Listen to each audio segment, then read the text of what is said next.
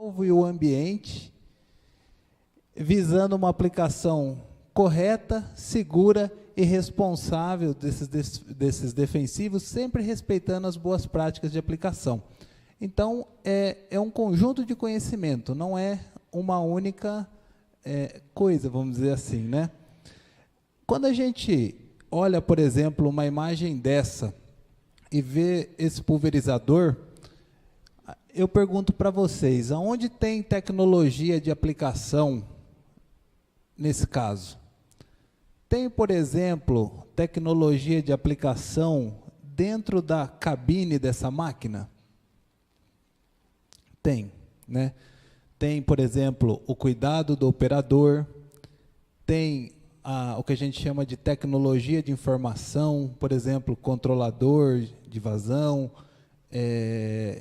o próprio GPS da máquina. Então, tem tecnologia na cabine. Aonde mais tem tecnologia de aplicação, pessoal? Tem tecnologia de aplicação, por exemplo, no tanque desse pulverizador? Tem. O que a gente tem tecnologia de aplicação no tanque?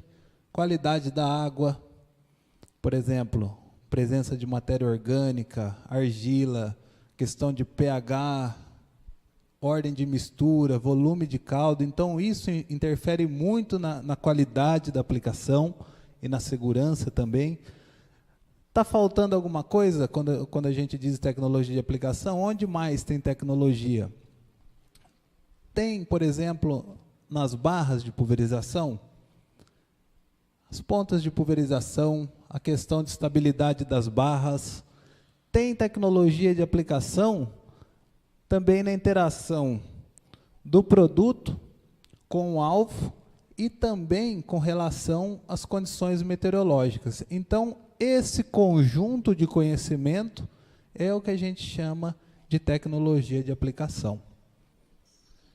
E quando a gente utiliza todo esse conhecimento, né, parece uma ciência completa, mas quando a gente entende cada processo, as coisas ficam mais fáceis. Quando a gente utiliza tudo isso de uma forma correta, a gente diz que está utilizando do que nós chamamos de boas práticas de aplicação. Ou seja, a gente consegue fazer uma aplicação com sustentabilidade e responsabilidade, fica uma aplicação segura e com qualidade. Por exemplo, quando a gente fala em sustentabilidade, a gente pode pegar um exemplo de casa e pensar, por exemplo, que se a gente não controlar os nossos gastos, gastar mais do que a gente recebe, por exemplo, se torna uma prática insustentável. Vocês concordam?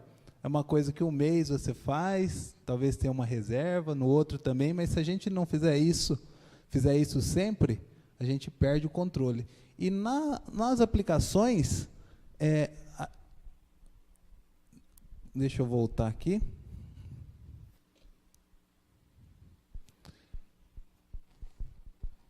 E nas aplicações não é diferente, pessoal. Quando nós fazemos uma aplicação, ela precisa ser respeitando essas boas práticas e precisa ser feita com responsabilidade. Então, por exemplo, uma aplicação ela tem que ter qualidade, ela tem que respeitar as condições meteorológicas, a gente precisa utilizar técnicas de redução de deriva, são alguns dos pontos que nós vamos conversar hoje, tá? Respeitar as faixas de segurança e conhecer o entorno. Alguém deu um exemplo, por exemplo, de videiras que pode ter ao entorno da propriedade. É sempre importante a gente conhecer o que tem em volta.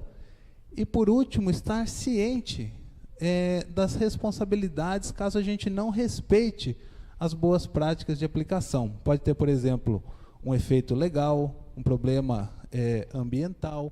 Então, a gente precisa estar ciente dessas questões. O desafio nosso é sempre fazer uma aplicação onde a gente considere tanto o desempenho da aplicação. Então, por exemplo, até a que velocidade eu posso trabalhar com aquela máquina, ou qual é a distância mínima que eu vou fazer uma aplicação, por exemplo, pensando em aplicação aérea, existe uma normativa para isso.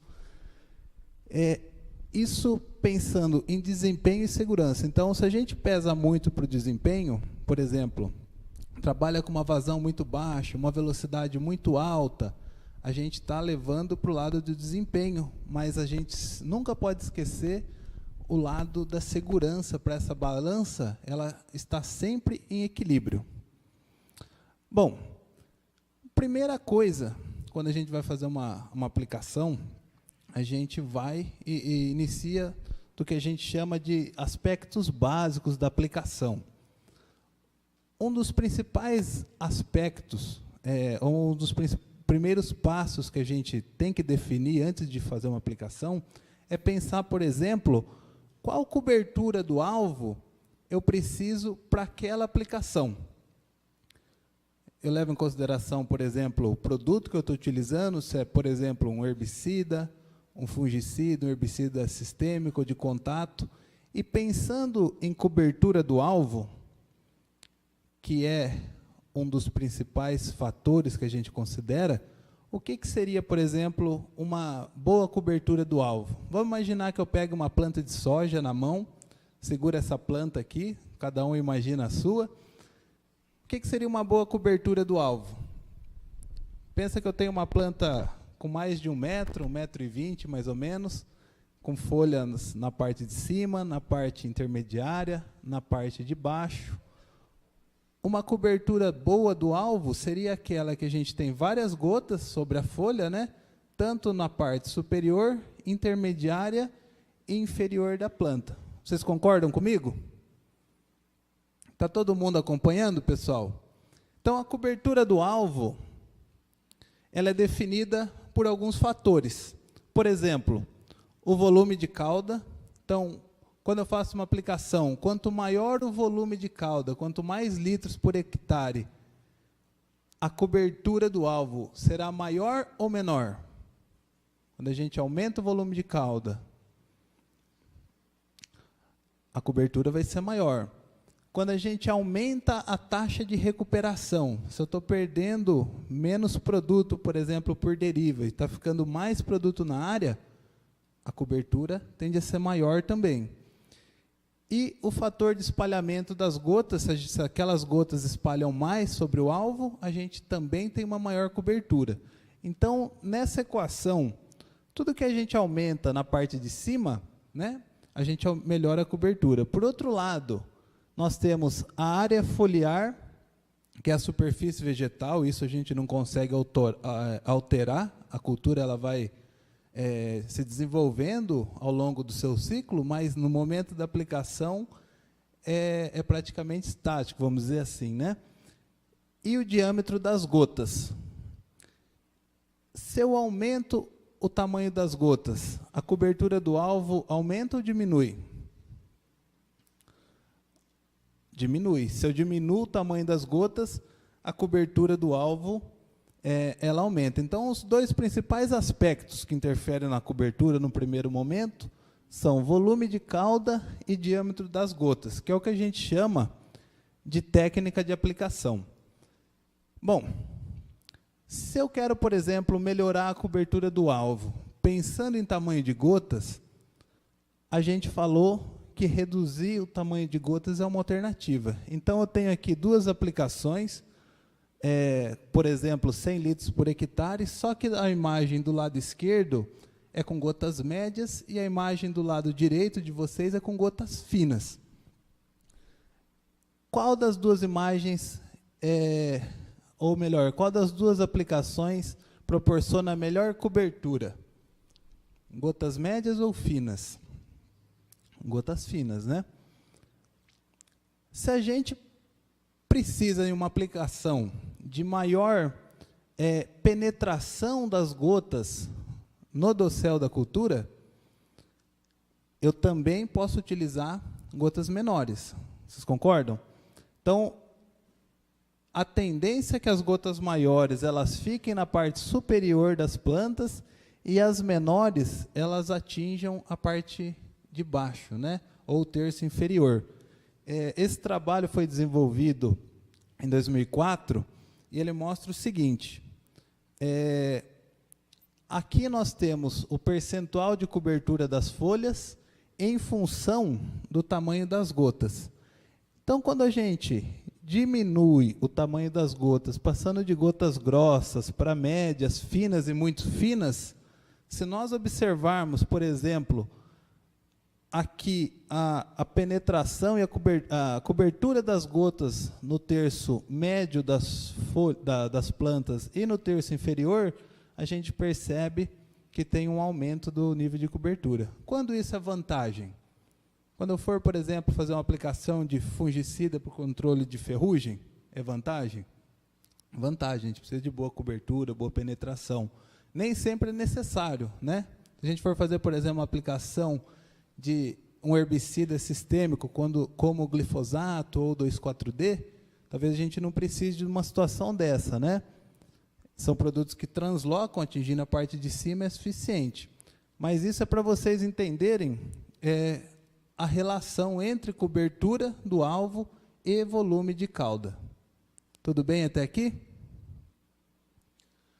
Pessoal, se diminuindo o tamanho de gotas, a gente aumenta o percentual de cobertura, por outro lado, o risco de deriva aumenta também.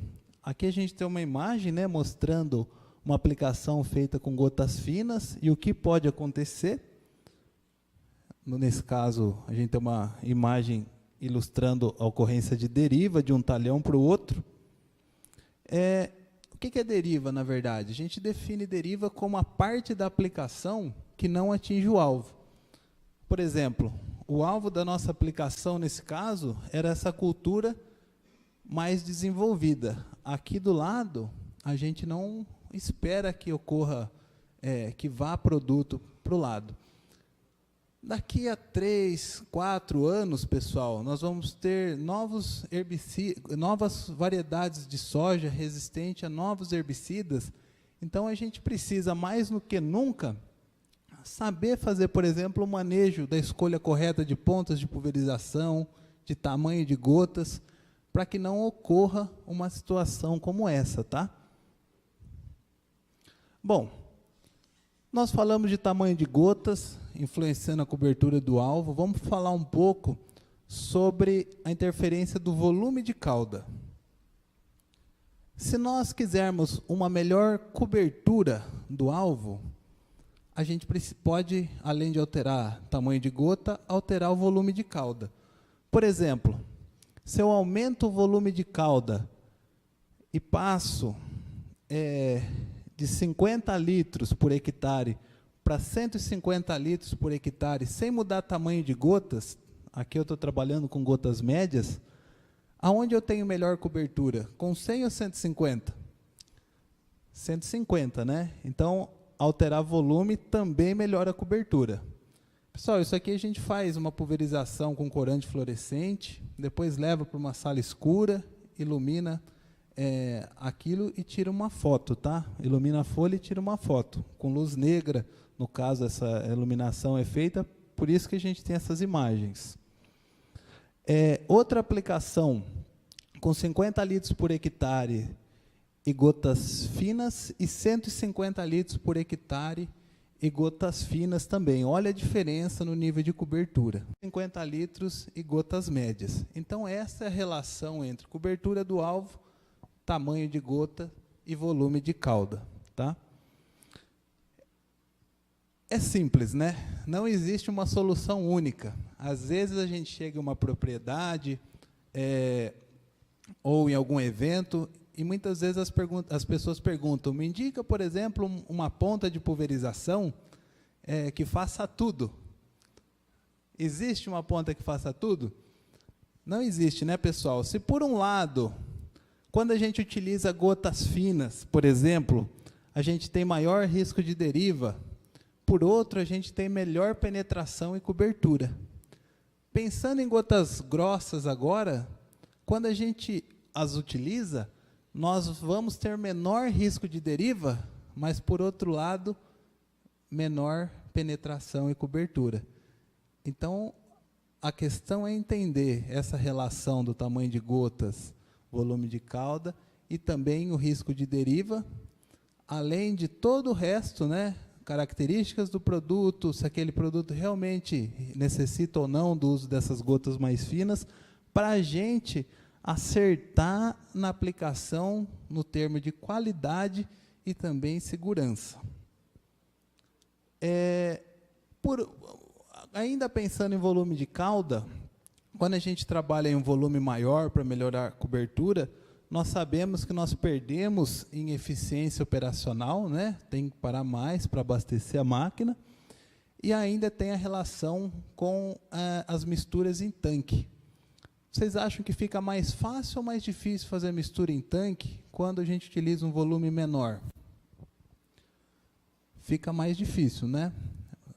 São mais produtos, maior concentração, então a dificuldade ela aumenta. Pessoal, nós temos, pensando na questão da deriva, da cobertura do alvo, nas aplicações, nós temos vários modelos de pontas de pulverização no mercado hoje. Aqui, por exemplo, eu trouxe para vocês algum deles. Se vocês olharem essa imagem, todas essas pontas elas têm uma coisa em comum, que é a vazão, certo? Todas são vermelhas, todas, portanto, são da vazão 0,4.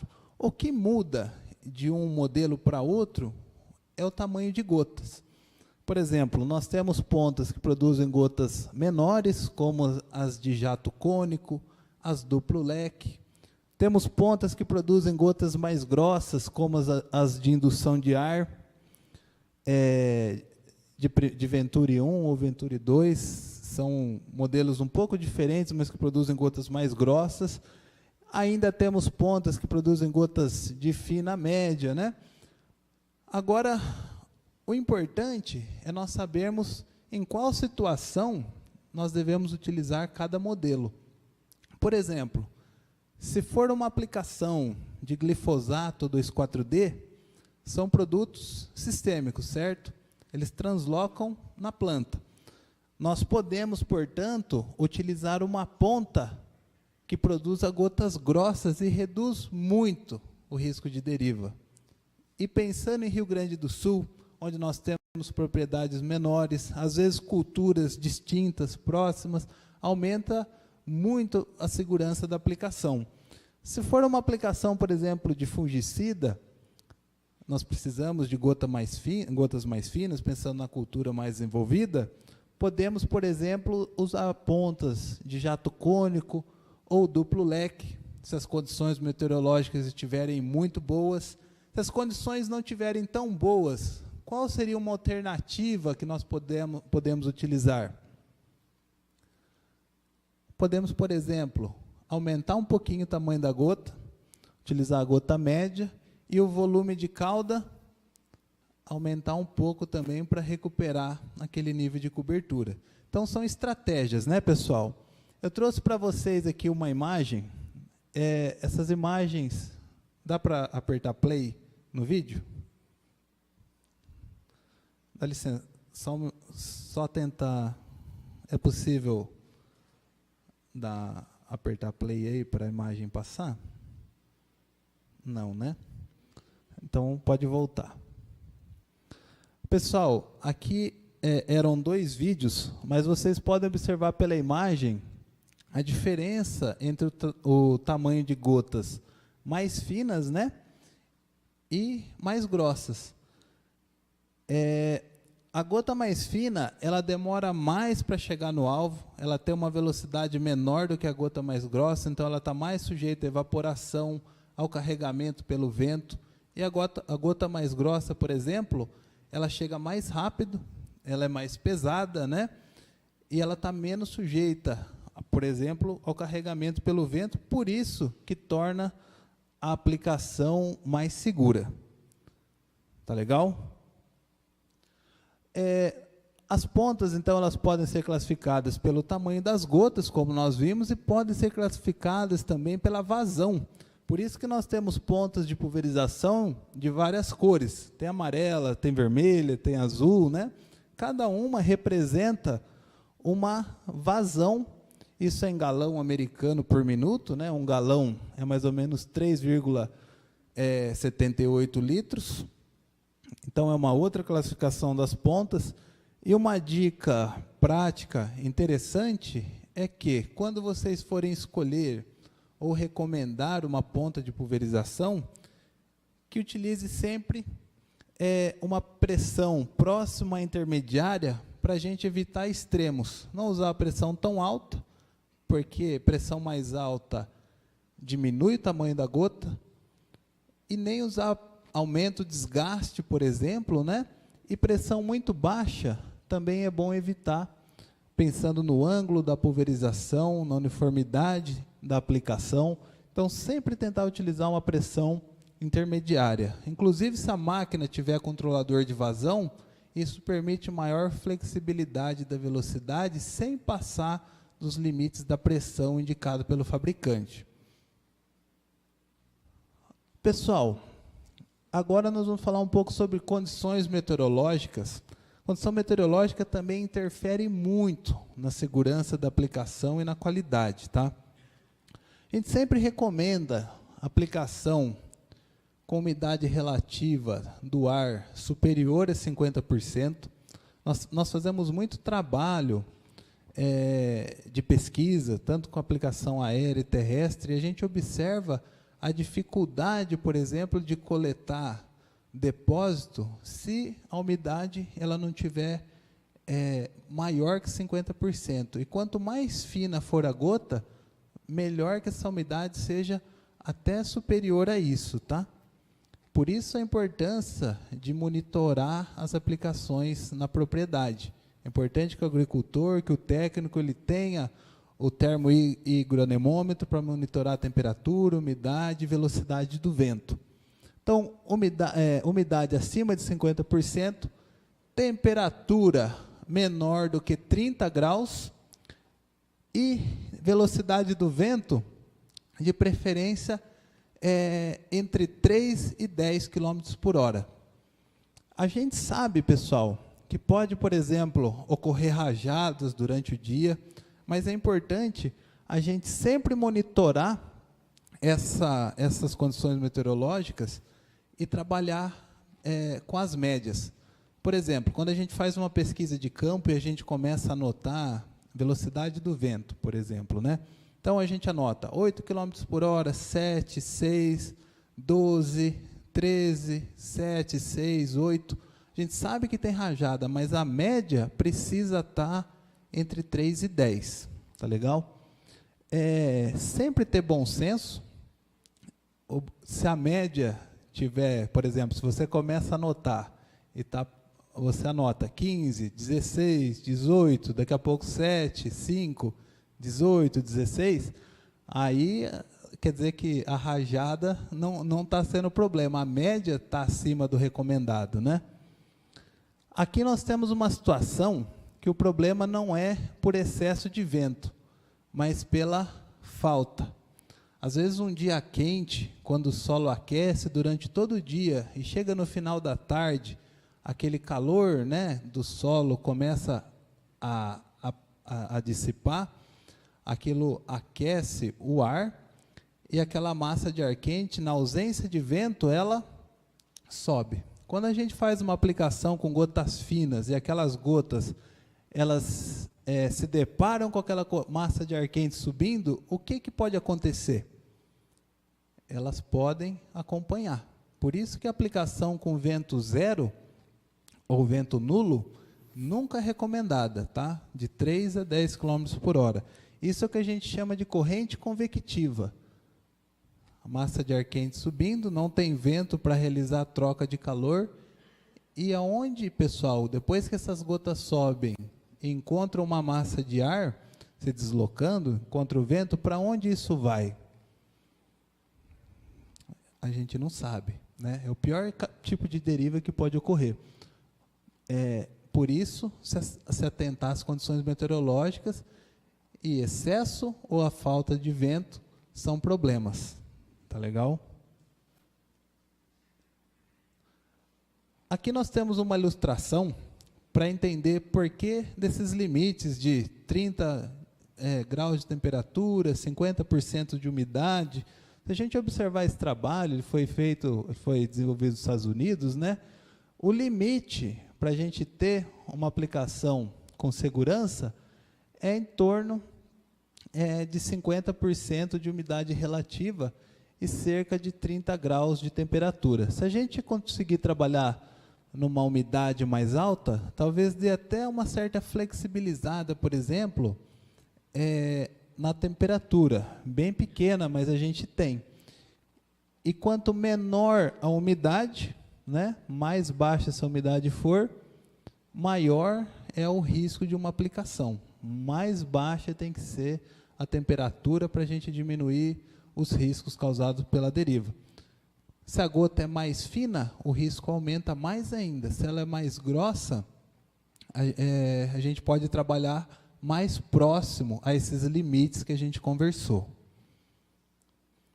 Pessoal, uma outra estratégia muito interessante quando a gente pensa em deriva é a questão de conhecer o entorno da aplicação. Então, por exemplo, saber o que tem em volta. Para aplicação aérea, por exemplo, foi falado do CAS. O CAS traz bastante isso. Existe inclusive uma normativa, tá? Saber, por exemplo, se tem apicultura, produção de bicho da seda, o que for, e adotar estratégias para garantir que não ocorra deriva nesses locais. Seja adotando uma técnica de redução de deriva, como tamanho de gotas, ou direção do vento, são várias estratégias que a gente tem.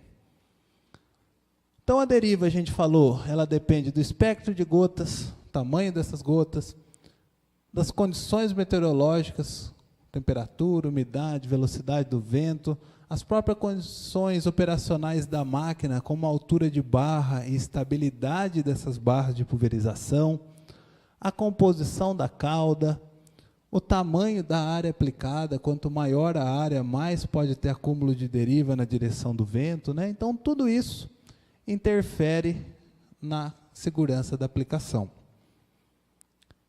Só vou mostrar algumas pesquisas para vocês. Nos laboratórios, por exemplo, da universidade, existem vários equipamentos que a gente utiliza, né? Aqui nós temos um que determina o espectro de gotas, então o tamanho das gotas, o percentual de gotas muito finas, que são aquelas que dão mais risco de deriva. Aqui nós temos também um túnel de vento, onde a gente consegue determinar o potencial de deriva das aplicações. E a gente tem observado o seguinte: sempre quando a gente aumenta o percentual de gotas muito finas, que a gente chama de menores que 100, que são aquelas bem fininhas, a gente aumenta o risco de deriva. E sempre que a gente trabalha com gotas maiores, com maior DMV, diâmetro mediano volumétrico, né, a gente reduz o risco de deriva. Tá? Aqui nós temos um exemplo de um trabalho que foi feito lá, recentemente.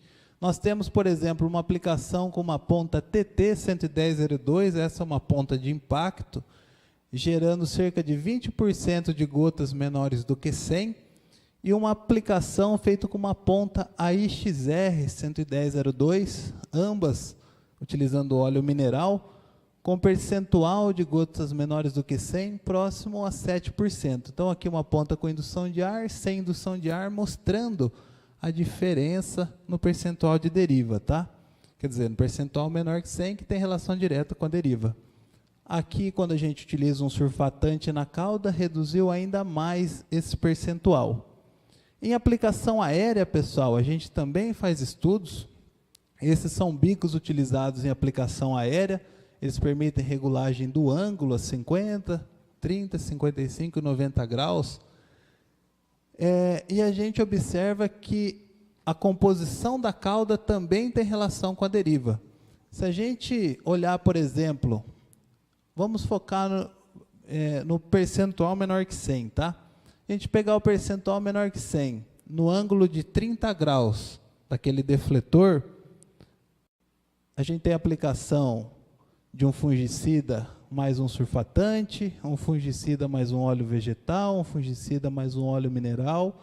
Então, a gente vê que diminuindo o ângulo comparar 30, por exemplo, com 55, o percentual de menor que 100 é sempre menor a 30 do que a 90 ou 55, e a composição da cauda, ela também interfere. Nesse caso, o surfatante sempre resultou em um menor percentual de gotas menores do que 100, o que diminui o risco de deriva. Aqui, por exemplo, foi 43% menor comparar o surfatante com um óleo mineral, tá certo? E por fim, pessoal, para a gente encerrar, eu só vou mostrar uma técnica nova que nós trouxemos dos Estados Unidos. Até pouco tempo atrás, a gente tinha muita dificuldade em determinar a faixa de deposição para aeronaves. Para aplicação terrestre, é simples. Qual é a largura de faixa de uma aplicação terrestre? É a largura da barra do pulverizador. Em aplicação aérea é assim? Não, né? A gente precisa determinar isso. Às vezes a gente utilizava um papel hidrossensível a cada metro e tentava estimar essa largura de faixa, mas era uma coisa muito difícil e pouco precisa. Quando você não determina a faixa correta, pode acontecer uma situação como essa, em que a gente vê falhas na aplicação, né? Ficam faixas, né, nessa pulverização. Bom, então, existe um coeficiente de variação que determina a melhor uniformidade de faixa. A gente diz o seguinte, que quando o coeficiente de variação é menor ou igual a 15%, essa aplicação é considerada excelente. O coeficiente de variação determina a variação em relação à média, tá? E quando ele é menor ou igual a 20%, ele é aceitável ou bom.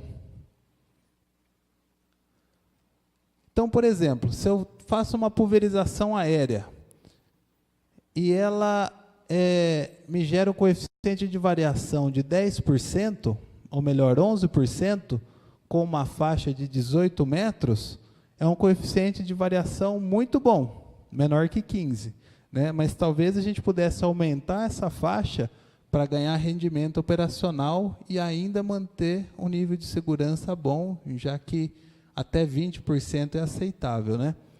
Se eu tiver um coeficiente de variação de 31%, por exemplo, pode ser muito grande. Então, provavelmente, vai causar aquelas faixas que a gente viu na aplicação. O ideal é que seja até 20, o que resultaria em uma faixa de aproximadamente 21 metros nesse caso. Bom, como que a gente faz isso hoje? Esse método, que é chamado de inspeção da faixa de deposição, ele avalia a faixa da aeronave quando ela faz uma aplicação utilizando um corante vermelho sobre um fio de algodão. Então, tem um corante nessa cauda, corante água apenas, né? Passa pulverizando sobre o fio. Depois que essa pulverização é feita, a gente recolhe esse fio numa bobina com auxílio de uma parafusadeira. Então, o avião passa, pulveriza. Enquanto ele faz o contorno, a gente já recolhe o fio, depois que as gotas depositam. Passa mais uma vez, repete o processo, passa mais uma. São 3 vezes para ter repetibilidade. Depois esse fio, ele é passado da bobina menor para essa maior. Enquanto isso ocorre, existe um leitor que vai determinando a faixa de deposição. E no final, nos gera um gráfico como esse. Aqui nós temos as 3 passadas e aqui a média delas mostrando a faixa de deposição daquela aeronave. Tá legal?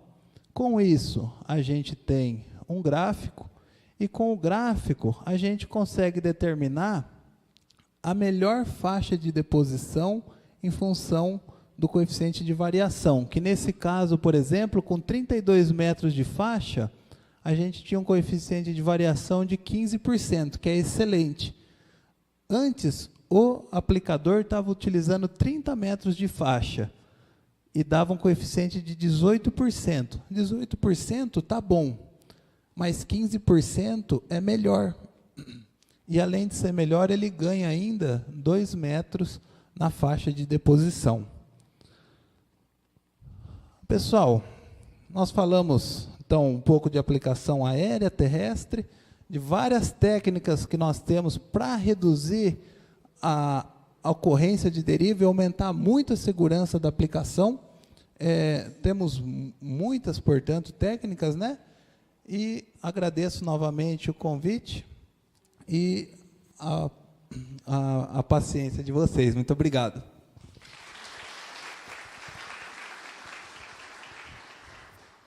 Agradecemos ao senhor Fernando pela participação.